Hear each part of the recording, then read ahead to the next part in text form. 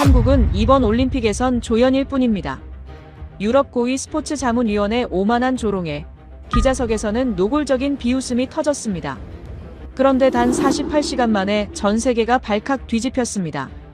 개최국은 이탈리아인데 왜 검색 1위는 대한민국입니까?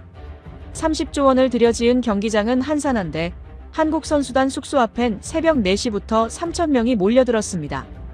일본 해설자는 코웃음 쳤고 유럽 전역은 한국을 그저 스쳐 지나갈 이름쯤으로 취급했습니다. 모두가 고개 돌린 그 순간 유럽의 자존심이 통째로 흔들렸습니다. 밀라노가 아닌 한국이 무대의 중심이 돼버린 겁니다. 철저히 무시당하던 한국이 어떻게 전 세계의 중심에 섰을까요? 강대국들을 말없이 고개 숙이게 만든 대한민국의 힘은 무엇이었을까요? 지금 바로 한국이 주목받는 진짜 이유를 공개합니다. 시작하기 전 구독과 좋아요, 그리고 대한민국 화이팅 댓글로 한국을 응원해주세요. 밀라노 올림픽 리셉션장은 황금빛 샹들리에 아래서 눈부시게 빛나고 있었습니다.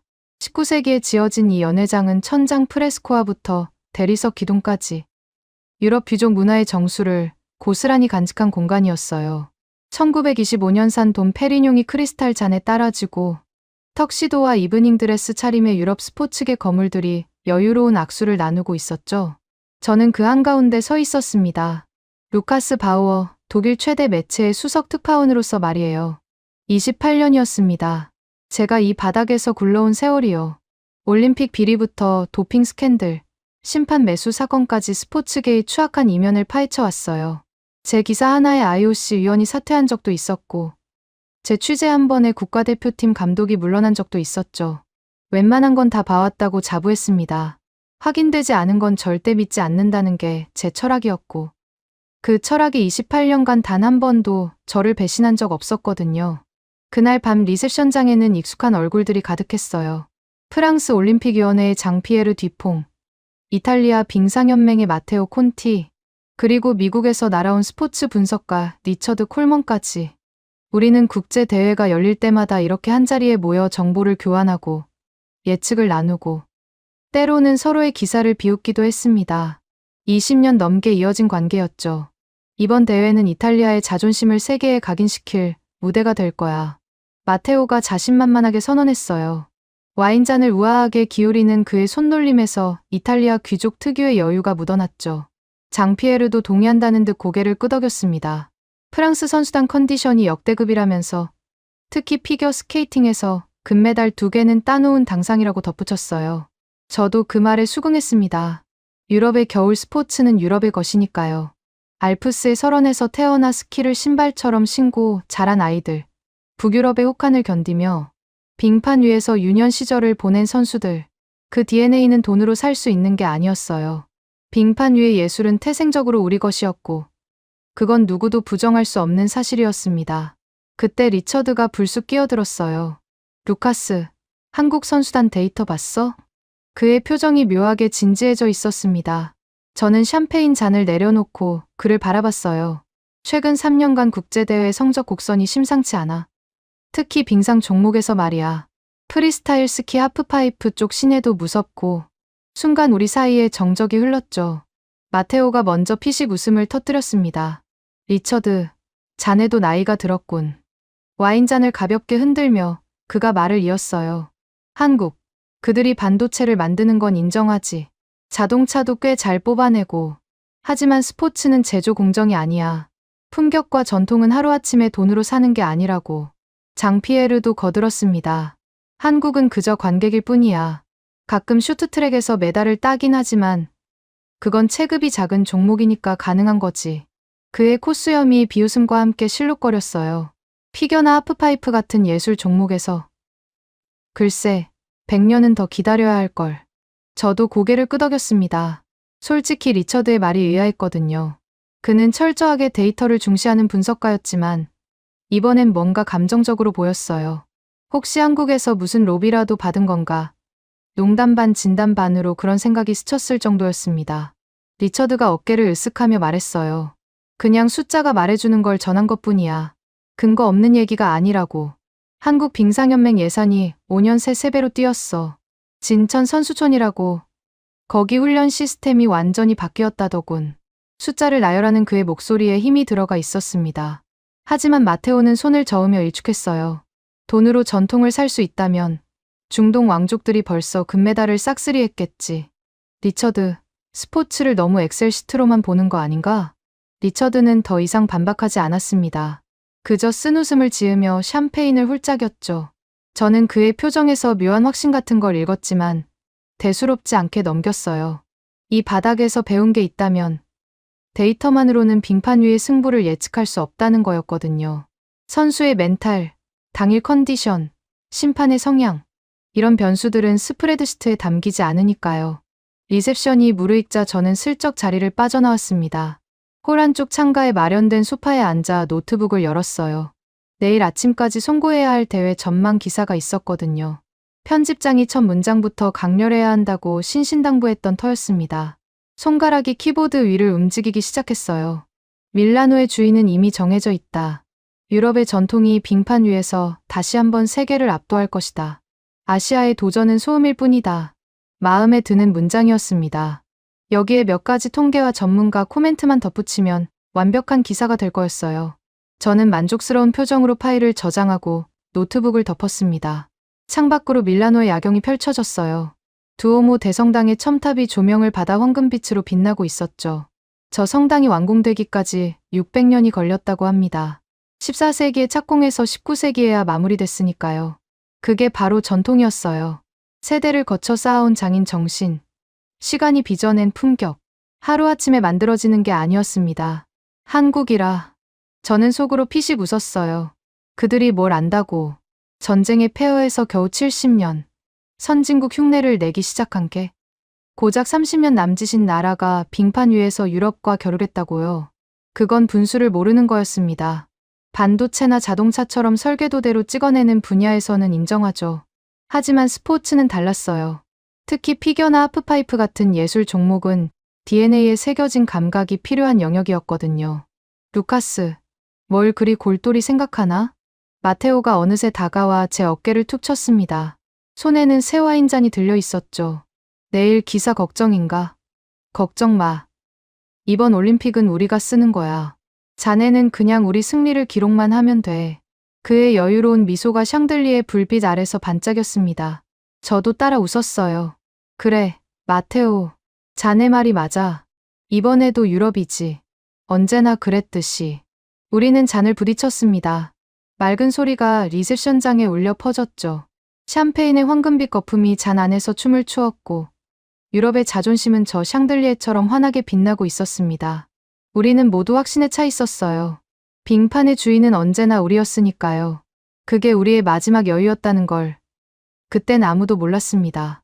며칠 뒤 하프파이프 경기장에서 무슨 일이 벌어질지, 17살 한국 소녀가 어떻게 우리의 확신을 산산조각 낼지 저는 상상조차 하지 못했어요.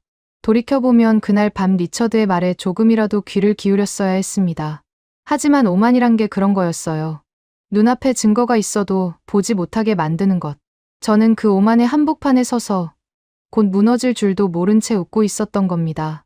경기 당일 하프파이프 경기장은 지옥이 따로 없었습니다.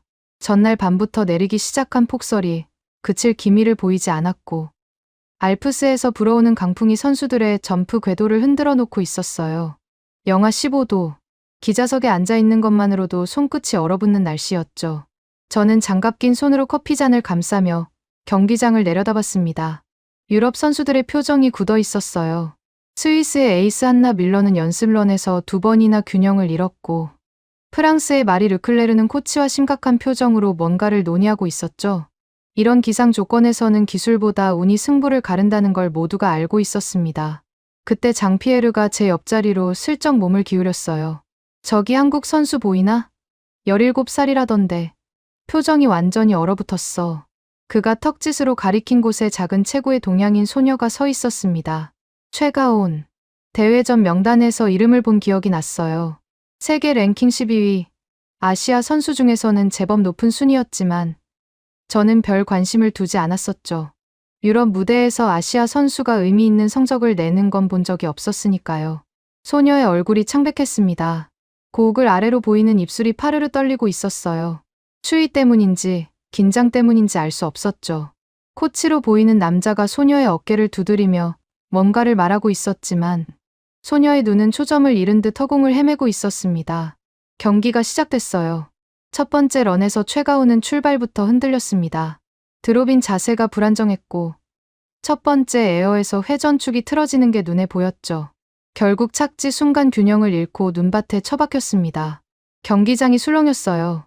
전광판에 점수가 떴습니다. 15.50점. 출전 선수 18명 중 최하위였죠. 기자석 한편에서 웃음이 새어나왔습니다. 고개를 돌리니 일본 방송사 부스가 보였어요. 마이크를 잡고 있는 남자의 얼굴에 얄팍한 미소가 번지고 있었죠. 사토 히로시. 일본 스포츠 중계의 베테랑 해설자였습니다. 역시 한국은 한국이군요. 기술이 부족한 나라들이 정신력을 운운하는 건 패배자의 변명일 뿐입니다. 그의 목소리가 이어폰을 통해 중계석 전체에 퍼졌어요. 일부러 볼륨을 높인 것처럼 또렷하게 들렸습니다. 주변 기자들 사이에서 낄낄거리는 소리가 났죠. 장피에르가 제 어깨를 툭 쳤습니다. 루카스, 내 기사 제목을 수정해야겠어. 아시아의 도전은 소음이 아니라 소극이었다고 말이야. 그의 농담에 저도 따라 웃었어요. 저 아이의 추락은 제 확신이 틀리지 않았음을 증명하는 완벽한 데이터였으니까요. 두 번째 런. 최가훈이 다시 출발선에 섰습니다. 놀랍게도 그녀의 표정이 달라져 있었어요. 아까의 공포는 온데간데 없고 뭔가에 홀린 듯한 눈빛으로 파이프 아래를 응시하고 있었죠. 저는 고개를 갸웃거렸습니다. 저게 각성인가? 아니면 체념인가? 그녀가 드롭인했습니다. 첫 번째 에어까지는 좋았어요. 회전축도 안정적이었고 높이도 나쁘지 않았죠. 하지만 두 번째 트릭에서 돌풍이 불어왔습니다. 그녀의 작은 몸이 공중에서 휘청거렸어요. 착지 순간 무릎이 꺾이더니 그대로 빙판 위를 굴렀습니다. 이번에는 더 심했어요. 한동안 일어나지 못하고 눈 위에 엎드려 있었죠. 의료진이 달려갔습니다. 경기장 전체가 조용해졌어요. 저도 숨을 죽이고 지켜봤습니다. 부상인가? 이대로 기권인가? 잠시 후 최가훈이 천천히 몸을 일으켰습니다. 의료진의 부축을 거부하고 스스로 일어섰죠. 하지만 그녀의 눈에서 뭔가가 흘러내리고 있었어요. 고글 아래로 번지는 얼룩. 눈물이었습니다. 전광판에 점수가 떴습니다. 10.00점. 경기장 여기저기서 탄식과 비웃음이 뒤섞여 터져나왔어요. 10점은 사실상 실격에 가까운 점수였습니다. 넘어지지 않고 완주만 해도 받을 수 있는 최소 점수였으니까요. 두 번의 런에서 연속 추락. 최가훈은 명실상부한 꼴찌가 되었습니다. 사토 히로시의 목소리가 다시 울려 퍼졌어요. 이게 바로 세계의 벽입니다. 동계 스포츠에는 역사와 전통의 두께라는 게 있습니다. 한국처럼 졸속으로 만든 시스템으로는 절대 넘을 수 없는 벽이죠. 그의 말에 일본 방송사 부스에서 박수가 터졌습니다. 저는 그 광경을 지켜보며 복잡한 기분이 들었어요. 솔직히 그의 분석이 틀리지 않았거든요. 한국은 동계 스포츠 불모지였습니다. 쇼트트랙에서만 가끔 메달을 따왔을 뿐 예술성을 요구하는 종목에서는 늘 변방이었죠. 저도 그렇게 믿고 있었고 최가훈의 추락은 그 믿음을 확인시켜 주는 것처럼 보였습니다. 경기가 중단됐어요. 악천후로 인해 세 번째 런이 다음 날로 연기된다는 안내 방송이 나왔습니다. 선수들이 하나둘 경기장을 빠져나갔죠. 저도 자리에서 일어나 프레스룸으로 향했습니다. 복도에서 마테오와 마주쳤어요. 그가 의미심장한 미소를 지으며 말했죠. 루카스, 봤나? 저게 바로 전통 없는 도전의 결말이야. 저 아이의 눈물은 아름답기까지 하군. 신이 제자리를 가르쳐준 거지.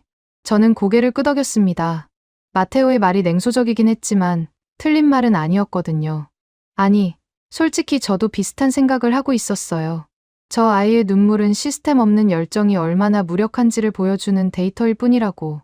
품격은 역사가 만드는 것이고 역사는 하루아침에 살 수 없다고. 프레스룸에 도착해서 노트북을 열었습니다. 기사를 수정해야 했어요. 원래 쓰려던 전망 기사 대신 오늘 경기 리뷰를 먼저 송고하기로 했죠. 손가락이 자연스럽게 키보드 위를 움직였습니다. 한국의 도전은 첫 관문에서 좌초되었다. 17살 최가훈은 두 번의 런에서 연속 추락하며 체면을 구겼고 이는 역사와 전통 없이 돈만으로 올림픽에 도전하려는 시도가 얼마나 무모한지를 여실히 보여준다. 제법 마음에 드는 문장이었어요. 팩트에 기반한 냉정한 분석이라고 생각했습니다. 저는 기사를 송고하고 노트북을 덮었죠. 그렇게 저는 모든 게 끝났다고 생각했습니다. 다음 날 아침, 하늘은 여전히 회색빛이었습니다. 어젯밤보다 눈발이 더 거세졌고, 기온은 영하 18도까지 떨어졌죠. 저는 기자석에 앉아 손을 호호 불며 경기장을 내려다봤습니다. 세 번째 런, 마지막 기회. 하지만 최가훈에게 그게 무슨 의미가 있겠어요. 어제 두 번의 추락으로 12명 중 11위까지 밀려난 상태였으니까요. 그런데 이상한 광경이 눈에 들어왔습니다. 출발선 근처에서 한국팀 스태프들이 웅성거리고 있었어요. 의료진이 무릎 테이핑을 하고 있었고, 코치가 고개를 저으며 뭔가를 말하고 있었죠. 최가훈이 고개를 끄덕이더니 단호하게 입을 열었습니다.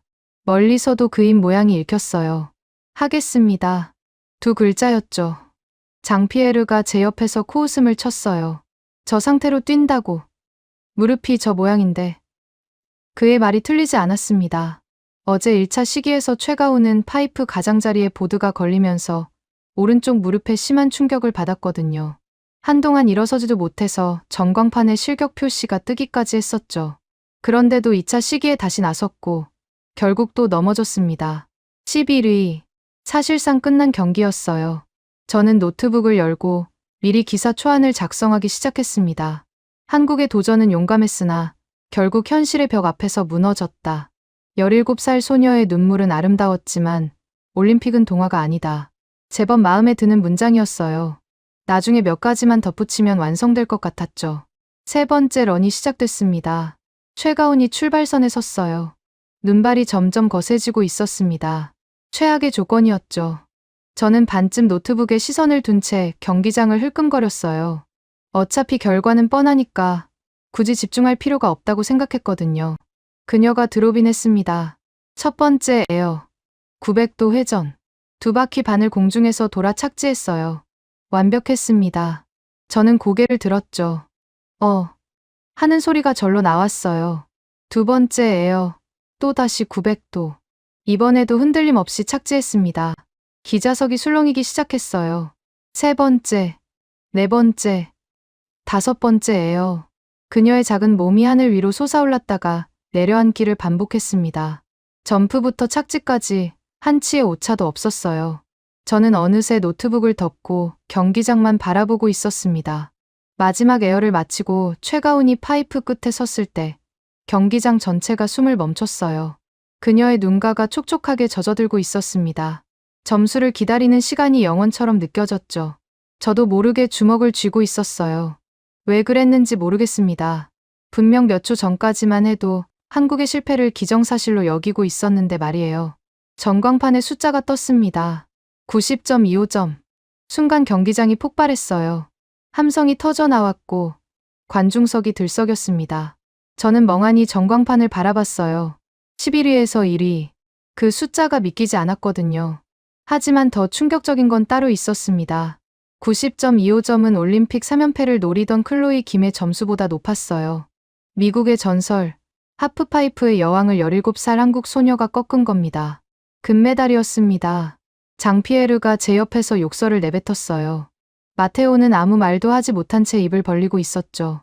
일본 방송사 부스에서는 어제까지 비웃던 사토 히로시가 굳은 표정으로 원고를 고쳐 쓰고 있었습니다. 기자석 전체가 혼란에 빠졌어요.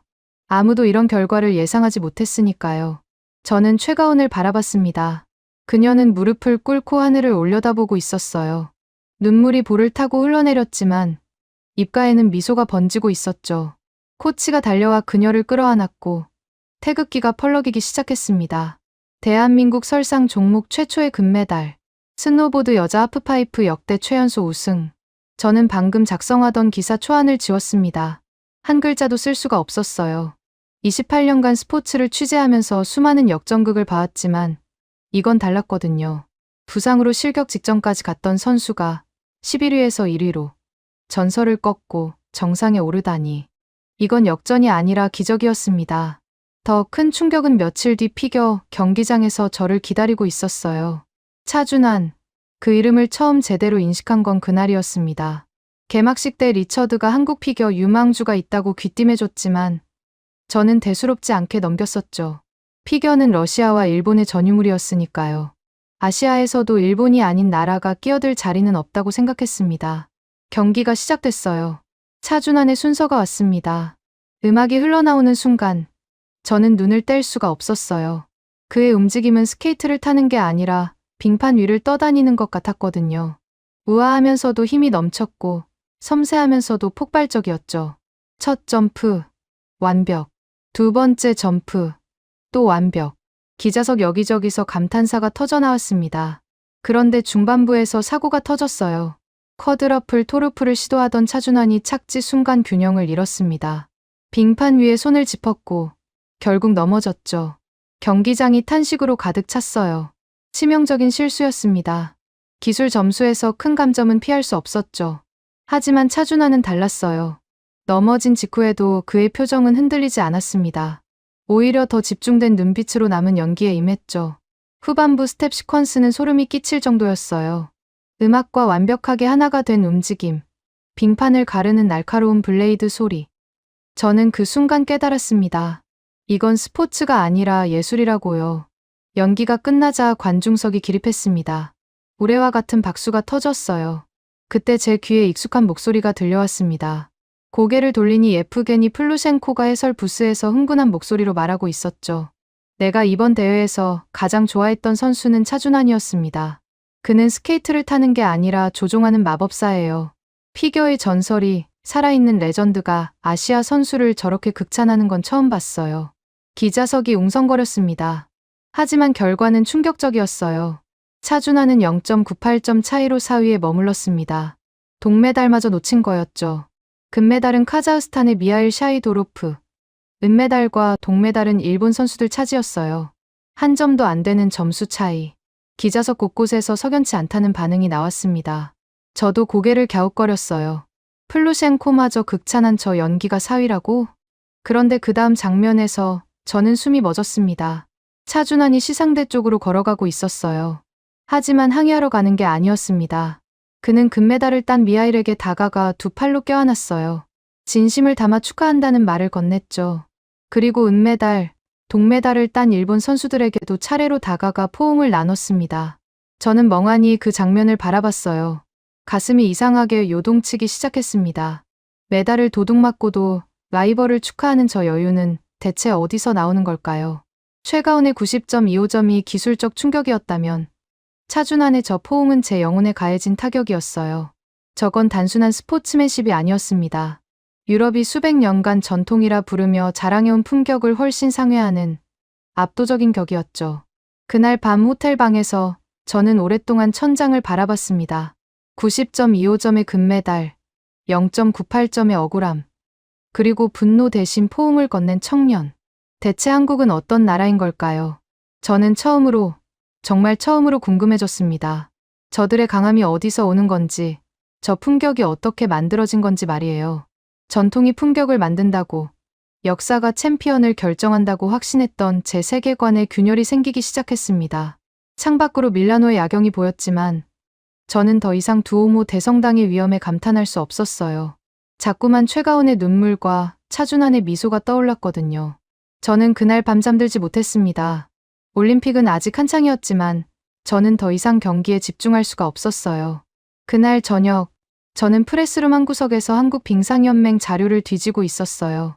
진천 선수촌, 스포츠 심리학 프로그램, 예산 변화 추이. 인터넷에서 찾을 수 있는 건 모조리 검색했습니다. 영어 자료는 한정되어 있었지만 번역기를 돌려가며 한국어 기사들도 읽었죠. 읽으면 읽을수록 이상했어요. 한국은 불과 20년 전만 해도 동계 스포츠 변방이었습니다.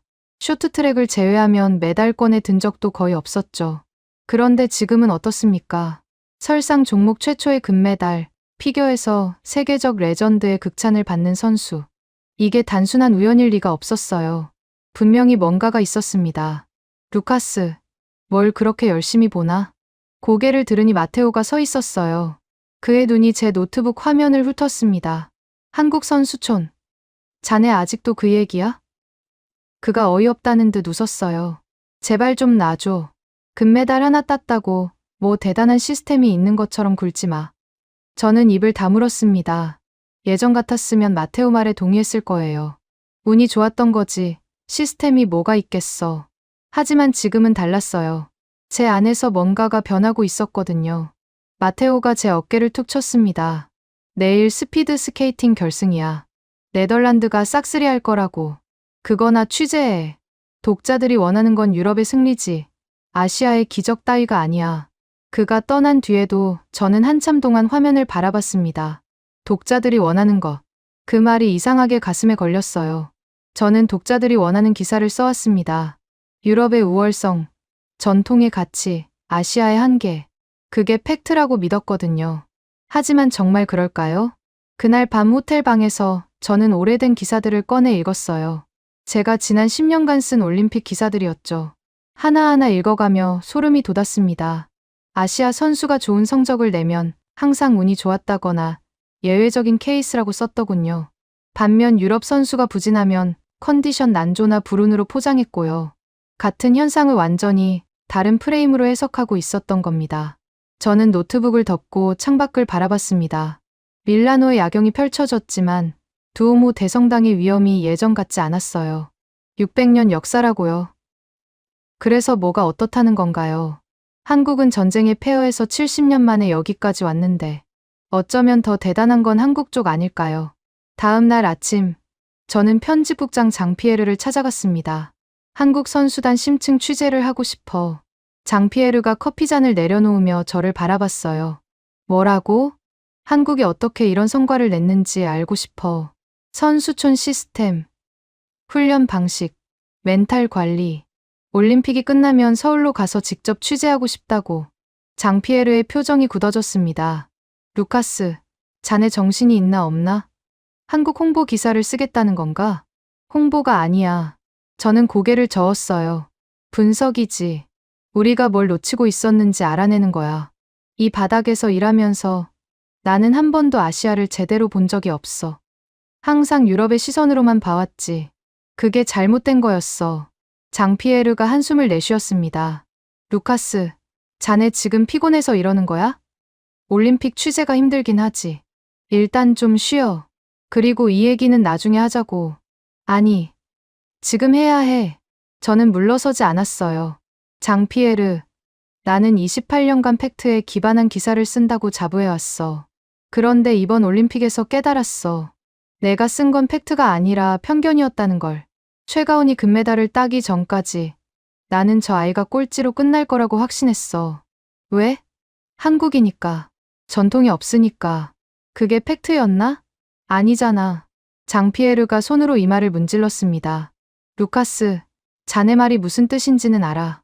하지만 현실을 봐. 우리 독자들은 유럽 스포츠 소식을 원해. 아시아 선수촌 탐방기를 읽고 싶어하는 사람이 얼마나 되겠나? 저는 잠시 침묵했습니다. 그의 말이 틀리지 않았거든요. 상업적으로 보면 한국 취재는 리스크가 컸어요. 독자 반응이 안 좋을 수도 있고 유럽 스포츠계에서 왕따가 될 수도 있었죠. 하지만 저는 기자였습니다. 진실을 파헤치는 게 제 직업이었어요. 장피에르, 나는 이 기사를 쓸 거야. 저는 천천히 말했습니다. 승인해주면 좋겠지만 안 해줘도 쓸 거야. 휴가를 내서라도 서울에 갈 거고 프리랜서로 기사를 팔아서라도 세상에 내보낼 거야. 나는 더 이상 내 눈을 가리고 살 수 없어. 장피에르가 한참 동안 저를 바라봤습니다. 그의 눈에 복잡한 감정이 스쳐 지나갔어요. 실망, 당혹, 그리고 어쩌면 약간의 존경 같은 것도요. 결국 그가 한숨을 내쉬었습니다. 알았어, 루카스. 딱 일주일 줄게. 그 안에 취재하고 와. 대신 기사가 마음에 안 들면 게재 안 할 수도 있어. 그건 각오해. 저는 고개를 끄덕였어요. 충분해. 고마워. 장피에르. 사무실을 나서며 저는 이상한 해방감을 느꼈습니다. 제 안에 갇혀있던 뭔가가 풀려나는 느낌이었어요. 복도를 걸으며 창밖을 바라봤습니다. 밀라노의 하늘은 여전히 회색빛이었지만 제 마음속에는 이상하게 햇살이 비치는 것 같았죠. 서울. 그곳에 제가 찾는 답이 있을 거였습니다. 그날 밤 저는 처음으로 한국어 인사말을 검색했어요. 안녕하세요. 발음이 어려웠지만 몇 번이고 따라 읽었습니다. 52살에 처음으로 아시아 땅을 밟게 되는 거였죠. 잠들기 전 저는 수첩에 이렇게 적었습니다. 나는 왜 한국을 얕봤는가? 전통이 없어서? 역사가 짧아서? 아니다. 나는 그냥 보고 싶지 않았던 거다. 내가 믿어온 세계가 무너지는 게 두려웠으니까. 하지만 이제 알겠다. 진짜 두려워해야 할 건 세계의 붕괴가 아니라 눈을 감고 사는 것이다. 인천공항에 내린 건 새벽 5시였습니다. 11시간의 비행이 몸을 짓눌렀지만 이상하게 정신은 맑았어요. 입국장을 빠져나오며 차가운 공기를 들이마셨죠. 2월의 한국은 미넨만큼 추웠지만 공기의 결이 달랐습니다. 어떻게 설명해야 할까요? 긴장감 같은 게 느껴졌어요. 이 나라 전체가 팽팽하게 당겨진 활시 같았달까요? 진천 선수촌까지는 차로 2시간 거리였습니다. 창밖으로 스쳐 지나가는 풍경을 바라보며 저는 생각에 잠겼어요. 수많은 훈련 시설을 방문했지만 이렇게 설레는 건 처음이었죠. 유럽의 엘리트 체육 시설들, 미국의 최첨단 트레이닝 센터들, 그런 곳들은 익숙했습니다. 하지만 한국은 미지의 영역이었어요. 선수촌 정문에 도착했을 때 한국빙상연맹 관계자가 저를 맞이했습니다. 박성우 트레이너. 40 중반쯤 되어 보이는 그는 단단한 체구에 날카로운 눈빛을 가진 사람이었어요. 악수를 나누며 그가 말했습니다. 멀리서 오셨는데 피곤하시죠? 하지만 우리 선수들은 새벽 5시부터 훈련을 시작합니다. 지금 가시면 딱 맞을 거예요. 저는 고개를 끄덕였어요. 새벽 5시라. 유럽 선수들은 대부분 9시나 10시에 훈련을 시작했거든요. 벌써부터 뭔가 다르다는 게 느껴졌습니다. 선수촌 내부로 들어서자 차가운 공기와 함께 얼음 깎이는 소리가 들려왔어요. 빙상장 문을 열고 들어가는 순간 저는 숨을 멈췄습니다. 새벽 6시도 안 된 시간이었어요. 그런데 빙판 위에는 이미 열댓 명의 선수들이 구슬땀을 흘리고 있었죠. 어린 선수들이었습니다. 15, 16살쯤 되어 보였어요. 올림픽 무대와는 거리가 먼 무명의 아이들. 하지만 그들의 눈빛은 최가운 못지않게 날카로웠습니다. 박성우 트레이너가 제 옆에 섰어요. 저 아이들은 다음 올림픽, 아니 그 다음 올림픽을 준비하는 선수들입니다. 메달을 딸 수 있을지 없을지도 모르죠. 그래도 매일 새벽에 일어나서 얼음 위에 섭니다. 왜요? 단순한 질문이었지만 진심으로 궁금했거든요. 박 트레이너가 잠시 침묵하더니 대답했어요. 글쎄요. 그건 저도 정확히 모르겠습니다. 다만 이 나라 사람들은 원래 그래요. 잃어본 적이 많아서 그런지 포기하는 법을 모릅니다. 그의 말이 가슴에 박혔습니다. 잃어본 적이 많아서. 저는 유럽의 역사를 생각했어요. 물론 유럽도 전쟁과 고난을 겪었죠. 하지만 적어도 지난 70년간은 평화와 번영의 시대였습니다. 반면 한국은요?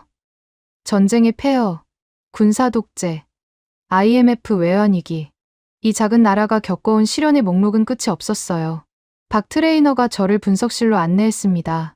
벽면 가득 모니터가 걸려 있었고 수십 개의 그래프와 차트가 실시간으로 움직이고 있었어요. 저는 눈이 휘둥그레졌죠.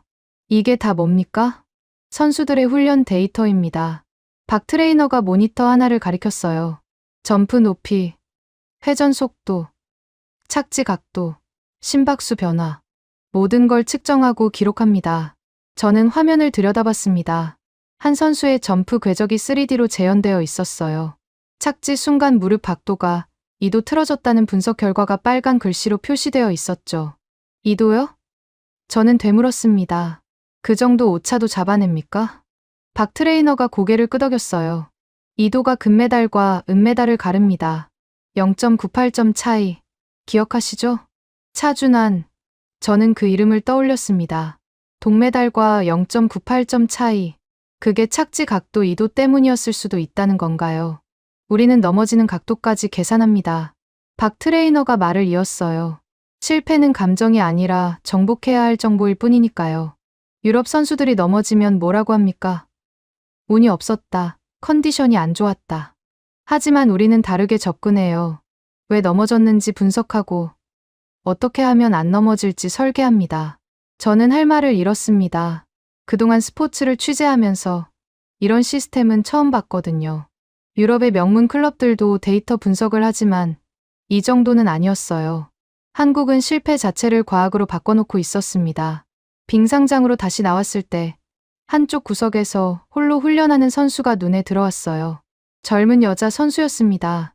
20살 안팎으로 보였죠. 그런데 이상했어요. 그녀의 왼쪽 무릎에 두꺼운 보호대가 감겨 있었거든요. 저 선수는 누구입니까? 박 트레이너가 고개를 돌렸어요. 아, 한서진 선수요. 피겨 유망주입니다. 근데 지금 무릎 인대 부상 중이에요. 부상 중인데 훈련을 합니까? 저는 의아해서 물었습니다. 유럽이었다면 부상 선수는 당연히 쉬었을 거예요. 재활에 전념하라고 코치가 막았을 테고요. 박 트레이너가 쓴웃음을 지었습니다. 말려봤죠. 근데 안 듣습니다. 쉬면 감을 잃는다고. 차라리 천천히라도 움직이겠다고 하더군요. 저는 한서진 선수에게 다가갔습니다. 그녀가 빙판 위에서 천천히 스텝을 밟고 있었어요. 점프는 하지 않았지만 기본기를 다지는 동작들을 반복하고 있었죠. 저는 빙판 가장자리에 서서 그녀가 연습을 마치기를 기다렸습니다. 잠시 후 한서진 선수가 제 쪽으로 다가왔어요. 땀에 젖은 얼굴, 하지만 눈빛은 맑았습니다. 독일에서 오신 기자분이시죠? 박 트레이너님께 들었어요. 그녀의 영어가 유창해서 놀랐습니다. 저는 고개를 끄덕이며 질문을 던졌어요. 부상 중인데 왜 훈련을 합니까? 쉬어야 하는 거 아닌가요? 한서진 선수가 잠시 생각하더니 대답했습니다. 쉬면 몸은 나을지 몰라도 마음이 녹슬어요. 저는 그게 더 무서워요. 마음이 녹슨다? 네. 그녀가 빙판을 내려다봤어요. 저는 22살이에요. 다음 올림픽 때 26살이고, 그 다음엔 30살이죠. 선수 생활이 얼마 안 남았어요. 그래서 하루도 낭비하고 싶지 않아요. 저는 그녀의 눈을 바라봤습니다. 거기에는 두려움도 조급함도 없었어요. 그냥 담담한 결의만 있었죠. 유럽의 젊은 선수들에게서는 본 적 없는 눈빛이었습니다. 하나만 더 물어봐도 될까요? 그녀가 고개를 끄덕였어요. 왜 이렇게까지 합니까? 포기하면 편할 텐데. 한서진 선수가 미소를 지었습니다. 차가운 빙상장 안에서 그 미소가 이상하게 따뜻해 보였어요. 우리는 잃어본 적이 많아서요. 그래서 어떻게 다시 일어나는지 잘 알거든요. 박 트레이너가 아까 했던 말과 똑같았습니다. 잃어본 적이 많아서. 이 나라 사람들은 왜 다들 같은 말을 할까요? 저는 가슴이 먹먹해졌어요. 그날 저녁, 저는 선수촌 숙소에서 취재 노트를 정리했습니다. 손이 떨렸어요. 수많은 선수들을 인터뷰했지만 이런 감정은 처음이었거든요. 유럽의 선수들은 개인의 영광을 위해 뜁니다. 금메달을 따면 부와 명예가 따라오니까요. 하지만 여기 선수들은 달랐어요. 그들은 자신만을 위해 뛰는 게 아니었습니다. 국가라는 거대한 심장의 일부가 되어 뛰고 있었죠. 이건 단순히 스포츠가 아니었습니다.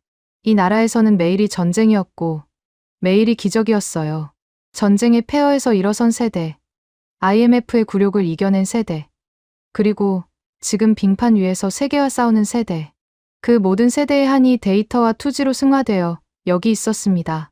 저는 떨리는 손으로 노트에 적었어요. 이것이 바로 내가 찾던 승리의 설계도다. 실패를 감정이 아닌 정보로 바꾸는 시스템. 잃어본 적이 많아서 다시 일어나는 법을 아는 사람들. 유럽은 이걸 몰랐다. 아니, 알려고 하지 않았다. 우리는 전통과 역사에 취해 눈을 감고 있었던 거다. 한국, 이 작은 나라가 어떻게 세계를 상대로 싸우는지 이제 알 것 같았어요. 그들은 지는 법을 몰라서 이기는 게 아니었습니다. 지고 또 저도 다시 일어서는 법을 알기 때문에 이기는 거였죠. 서울에서 미넨으로 돌아오는 비행기 안에서 저는 단 한 줄도 쓰지 못했습니다. 11시간 내내 창밖만 바라봤어요. 구름 위로 떠오르는 태양을 보며 생각했죠. 이걸 어떻게 써야 하나. 진천에서 보고 들은 것들이 너무 강렬해서 어떤 언어로도 담아낼 수 없을 것 같았거든요. 미넨 공항에 내린 건 현지 시각으로 저녁 7시였습니다. 집에 도착하자마자 노트북을 열었어요. 커피를 내리고 담배를 한 대 피우고 다시 화면 앞에 앉았죠. 손가락이 키보드 위에서 멈췄습니다. 첫 문장이 나오지 않았어요. 그렇게 3시간이 흘렀습니다. 자정이 넘어서야 겨우 첫 문장을 썼어요. 우리는 한국의 승리 구조를 얕봤다. 일단 첫 문장이 나오니까 나머지는 물 흐르듯 써졌어요. 진천 선수촌의 새벽, 0.32초의 채공 시간을 위해 만번을 넘어진 아이들. 착지. 각도 2도까지 분석하는 데이터 시스템. 부상 중에도 빙판을 떠나지 않는 선수들. 그리고 한서진 선수가 했던 말. 우리는 잃어본 적이 많아서 어떻게 다시 일어나는지 잘 안다고요. 새벽 4시에 기사를 완성했습니다. 제목은 이렇게 정했어요. 우리는 한국의 승리 구조를 얕봤다. 밀라노가 목격한 새로운 챔피언의 탄생. 5천자 분량의 심층 기사였죠. 잠시 망설였어요. 이걸 정말 보내도 되는 걸까? 장피에르가 뭐라고 할지, 동료들이 어떻게 반응할지 뻔히 보였거든요. 하지만 저는 더 이상 눈을 감고 살 수 없었습니다. 전송 버튼을 눌렀어요. 그리고 그대로 소파에 쓰러져 잠들었죠. 다음 날 아침, 전화벨 소리에 눈을 떴습니다. 장피에르였어요. 루카스, 내 기사 봤어. 그의 목소리가 평소와 달랐습니다. 화난 것 같기도 하고, 당황한 것 같기도 했어요. 일단 올렸어. 반응 보고 결정하자고 했잖아. 근데 말이야, 솔직히 나도 좀 놀랐어. 자네가 이런 글을 쓸 줄은 몰랐거든. 저는 아무 말도 하지 않았습니다. 그가 한숨을 내쉬더니 말을 이었어요. 독자 반응이 어떻게 나올지 모르겠지만 기사 자체는 나쁘지 않아. 팩트에 기반했고 감정적이지 않고 자네답긴 해. 전화를 끊고 저는 온라인 기사 페이지를 열었습니다. 조회수가 이미 만 단위를 넘어가고 있었어요. 댓글도 빠르게 늘어나고 있었죠. 저는 심호흡을 하고 댓글창을 스크롤했습니다. 처음 몇 개는 긍정적이었어요. 흥미로운 관점이다. 한국 스포츠에 대해 새롭게 알게 됐다. 이런 기사가 더 필요하다. 하지만 스크롤을 내릴수록 분위기가 달라졌습니다. 루카스 바우어가 한국에서 매물이라도 받은 건가? 유럽 기자가 아시아 국가 홍보 기사를 쓰다니. 부끄러운 줄 알아야지. 저는 화면을 꺼버렸습니다. 예상했던 반응이었지만 막상 보니까 가슴이 답답했어요. 그래도 괜찮다고 생각했습니다. 어차피 진실을 쓴 거니까. 시간이 지나면 사람들도 이해하겠지. 하지만 제 예상은 완전히 틀렸어요. 이틀 뒤, 일본 최대 스포츠 매체에서 기사가 하나 올라왔습니다. 제목이 충격적이었어요. 독일 기자 루카스 바우어, 한국 빙상연맹과 유착 의혹. 기사 내용은 더 황당했죠. 제가 한국에서 접대를 받았다는 거예요. 증거는 없었습니다. 그냥 의혹만 제기한 거였어요. 하지만 그 기사는 순식간에 퍼져나갔습니다. 일본 매체들이 앞다투어 인용했고 유럽 매체들도 받아쓰기 시작했어요. 한국이 심판을 매수했다는 음모론까지 덧붙여졌죠. 최가온의 금메달이 조작이라는 주장, 차준환이 4위로 밀려난 게 오히려 정상적인 판정이었다는 주장. 근거 없는 이야기들이 눈덩이처럼 불어났습니다. 제 SNS는 욕설로 도배됐어요. 배신자, 매국노, 사기꾼, 독일어, 영어, 일본어로 된 비난이 쏟아졌습니다. 30년 지기 동료들에게 전화를 걸었지만 아무도 받지 않았어요. 문자를 보내도 답이 없었죠. 저는 하룻밤 사이에 왕따가 되어 있었습니다. 장피에르에게서 연락이 왔어요. 루카스, 상황이 안 좋아. 본사에서 압박이 들어오고 있어. 광고주들이 항의한다더군. 자네 기사 때문에 우리 매체 이미지가 나빠졌다고. 저는 한참 침묵했습니다. 광고주라, 결국 돈이 문제였던 거군요. 어떻게 하면 되는데? 기사를 내려달라는 건 아니야. 장피에르가 말했어요. 다만 후속 기사는 자제해줘. 당분간 다른 주제를 다루자고. 한국 얘기는 좀 시킨 다음에 해도 되잖아. 저는 전화를 끊고 창밖을 바라봤습니다. 미넨의 하늘은 잿빛이었어요. 쌓아온 모든 게 무너지는 느낌이었습니다. 그날 밤, 저는 노트북을 열고 진천에서 찍은 사진들을 봤어요. 새벽 5시 빙상장, 땀에 젖은 어린 선수들, 데이터 분석실의 모니터들, 그리고 한서진 선수의 미소. 그 이미지들을 하나하나 넘기며 저는 생각했습니다. 내가 왜 이 기사를 썼지? 답은 간단했어요. 진실이었으니까. 제가 본 건 조작도 아니고 홍보도 아니었습니다. 그저 제가 목격한 한국이었어요. 저는 다시 키보드에 손을 올렸어요. 후속 기사를 쓰기로 결심한 거였죠. 장피에르가 자제하라고 했지만 저는 더 이상 눈치를 볼 수 없었습니다. 진실을 절반만 말하는 건 거짓말과 다를 바 없었으니까요. 두 번째 기사의 제목은 이렇게 정했습니다. 0.32초의 설계. 한국은 어떻게 실패를 과학으로 바꾸는가. 진천 선수촌의 데이터 분석 시스템을 상세히 다룬 기사였어요.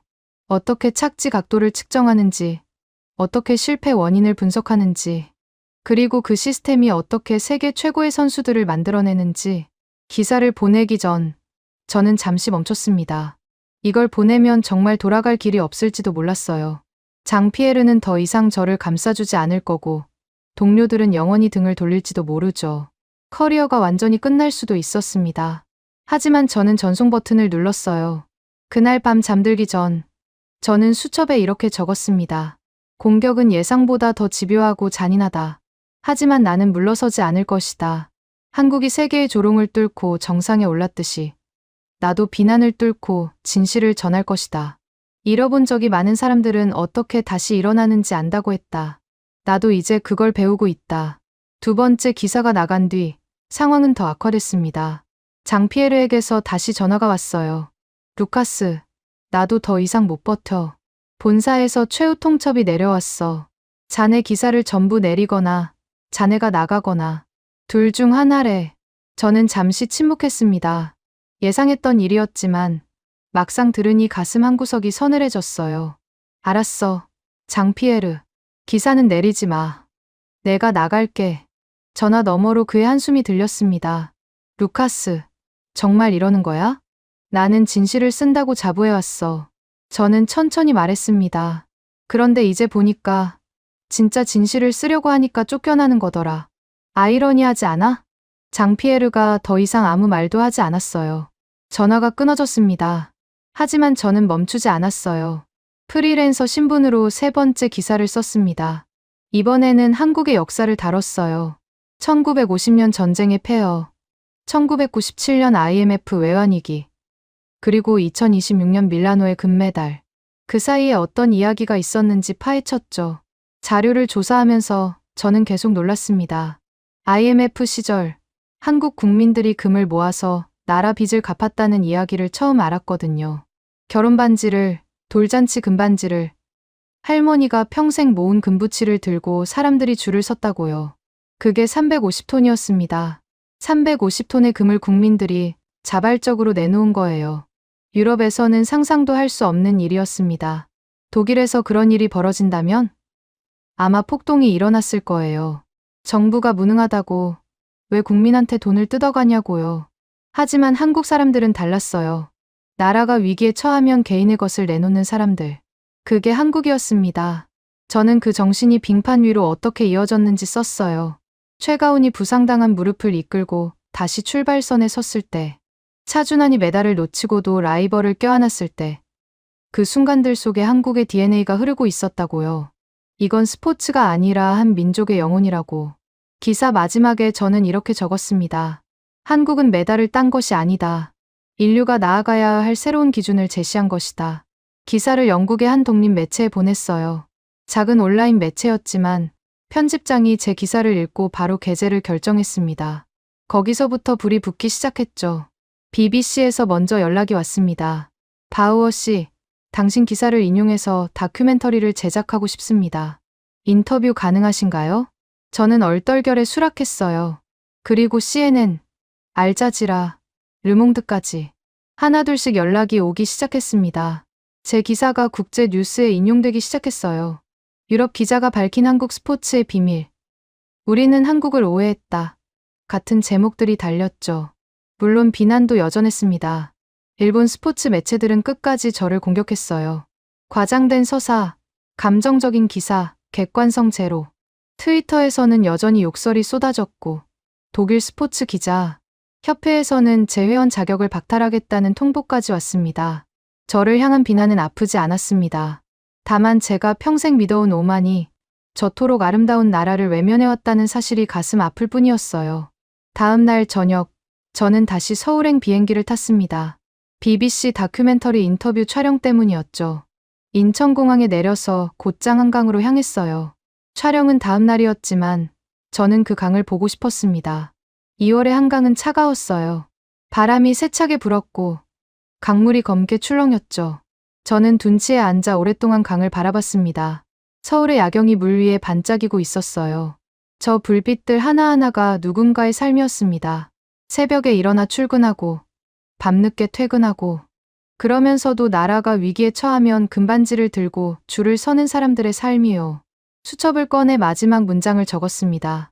장피에르, 마테오, 당신들이 비웃는 저 땀방울이 사실은 당신들을 구원할 미래라는 걸 왜 모르는가. 한국은 전쟁의 폐허에서 일어섰고 IMF의 수렁에서 빠져나왔고 세계의 조롱을 뚫고 정상에 올랐다. 당신들은 전통과 역사를 말하지만 진짜 전통은 무너지고 또 무너져도 다시 일어서는 것이다. 그게 바로 한국이다. 다음 날 BBC 카메라가 제 앞에서 빨간 불을 켰습니다. 진천 선수촌 빙상장 한가운데였어요.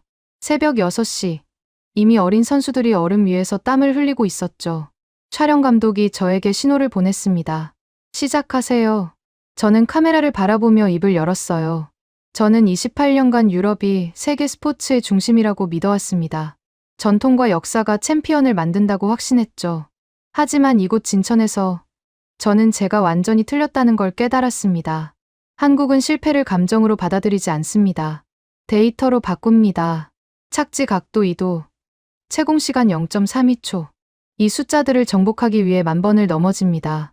그리고 11,000번째에 일어섭니다. 이게 한국입니다. 촬영은 3시간 동안 이어졌어요.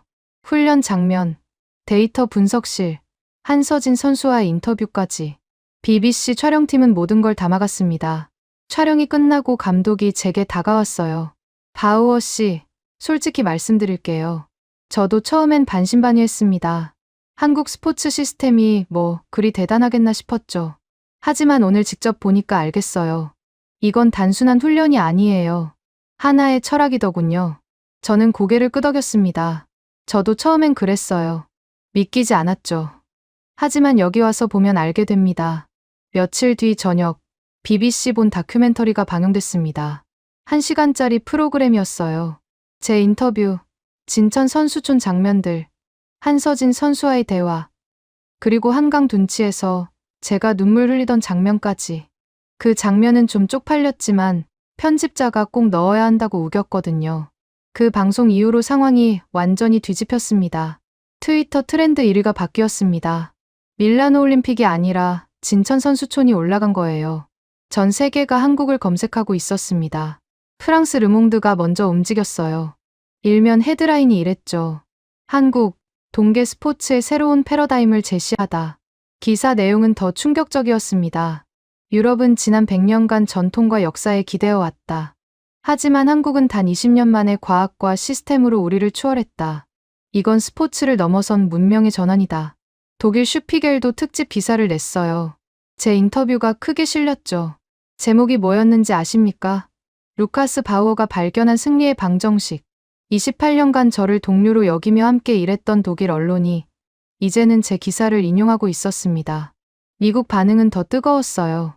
ESPN에서 1시간짜리 특별 프로그램을 편성했습니다. 한국의 비밀, 진천에서 배우다. 미국 동계 스포츠 관계자들이 출연해서 진지하게 토론했죠. 한 전직 올림픽 금메달리스트가 이렇게 말했어요. 솔직히 충격받았습니다. 우리는 개인의 재능에 의존해왔는데 한국은 시스템으로 재능을 만들어내고 있었어요. 하지만 진짜 반전은 이탈리아에서 터졌습니다. 가제타 델로 스포르트가 논조를 바꾼 거예요. 며칠 전까지만 해도 우리의 올림픽이 한국의 축제가 되어버렸다며 불만을 쏟아내던 그 매체가요. 새 헤드라인은 이랬습니다. 개최국 이탈리아, 한국에서 배워야 할 것들. 기사를 쓴 건 마테오였어요. 그가 제게 전화로 했던 말들을 기사로 풀어낸 거였죠. 마테오의 기사 중 한 대목이 아직도 기억납니다.